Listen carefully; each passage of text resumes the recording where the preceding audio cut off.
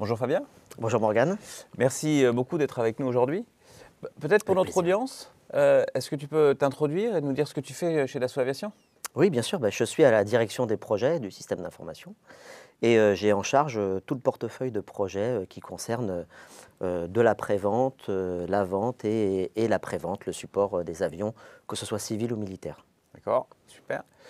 Je comprends que on a fait quelques projets ensemble, en particulier, on a beaucoup travaillé ensemble sur la prévente du Rafale, notamment pour l'armée française. Mhm. Est-ce que tu sais nous dire c'est quoi les grands challenges, les grands enjeux pour maintenir un objet aussi sophistiqué qu'un Rafale?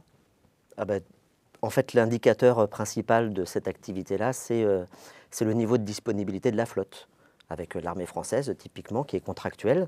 Et donc les efforts qui sont mis en place, c'est pour assurer une haute disponibilité et une amélioration constante du produit. Je comprends que dans cette logique de guerre de disponibilité, si on peut dire ça comme ça, les données utilisables sont très variées. Tu peux nous en dire plus sur les données qui rentrent et qu'on peut utiliser pour travailler sur la disponibilité?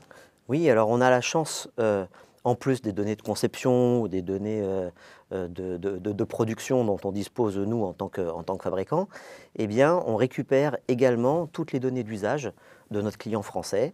Et donc ça concerne, alors on a ce qu'on peut appeler la SBOM, on a toute la partie effectivement données de référence des équipementiers comme les taux de fiabilité. On va récupérer les données de maintenance, l'exécution de la maintenance qui est faite par les forces armées, les niveaux de stock des différents magasins logistiques, et puis aussi des données de vol qui sont récupérées à la sortie d'une mission. Ce que je comprends, c'est que là-dedans, il y a à la fois des choses qui sont de l'ordre transactionnel, il y a des données de type sensor, plutôt temps réel, il y a des données textuelles, des rapports pilotes, Oui, donc il y a une très grande variété de données. oui, tout à fait. Des ordres de grandeur, de volume? On sait dire si c'est 1000 documents, 10 000, 100 000? Alors, en tout cas, le projet qui nous a fait Mhm. travailler ensemble, qui concerne la mise en place d'un big data militaire, manipule aujourd'hui plus de 40 000 issues et on manipule également 350 millions d'enregistrements de toute nature confondue. D'accord. 350 millions, ça commence à être pas mal. Oui. J'ai compris que la difficulté essentielle, c'est comment j'arrive à contextualiser toutes ces données. Et que finalement, là, quand on est le fabricant de l'avion, l'intégrateur de l'avion, on a un actif que personne d'autre n'a. Exactement. Exactement, c'est la force de l'EOM. On se présente comme architecte de l'avion et donc c'est nous qui avons la connaissance globale de l'ensemble des systèmes de l'avion. Et c'est ce qui nous permet d'interpréter de façon, je dirais, très immédiate eh bien, les événements au travers des données d'usage et qu'on l'on croise avec les données de conception. Et on crée effectivement une boucle de retour d'expérience pour pouvoir d'une part mener des actions correctives quand c'est nécessaire et mener des actions qui sont beaucoup plus long terme sur des évolutions du produit en question. Et c'est vraiment le jumeau virtuel dans sa définition la plus pure. Je viens comparer le référentiel de l'objet tel qu'il a été imaginé et le confronter aux données du monde réel et à la façon dont il est C'est réellement utilisé. exactement ça et on fait effectivement je dirais, la boucle infinie qui vous est chère où on part du monde réel, du monde virtuel, on le confronte au monde réel et on revient dans le monde virtuel pour l'analyse.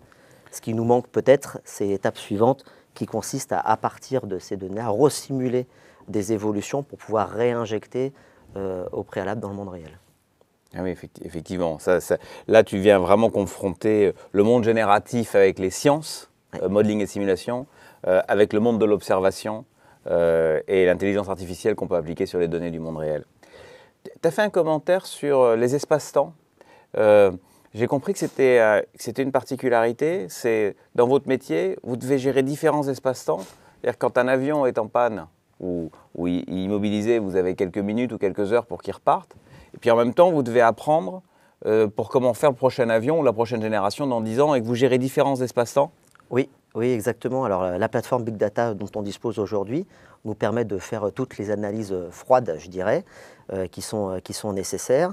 Et le travail qu'on est en train de mener, c'est justement exploiter l'intelligence artificielle, pour pouvoir développer et entraîner des modèles sur l'intégralité dont on dispose, pour après exporter ces modèles dans l'outil de ce qu'on appelle de restitution technique de l'avion, qui permet de récupérer les données de vol, et on peut confronter ces données de vol immédiatement en utilisant les modèles pour détecter ou prévenir des futures pannes, de manière à mener les actions de maintenance corrective immédiate pour permettre à l'avion de redémarrer immédiatement. Et donc du temps réel à proximité de l'avion jusqu'au temps froid, j'améliore l'avion dans 10 ans, quoi.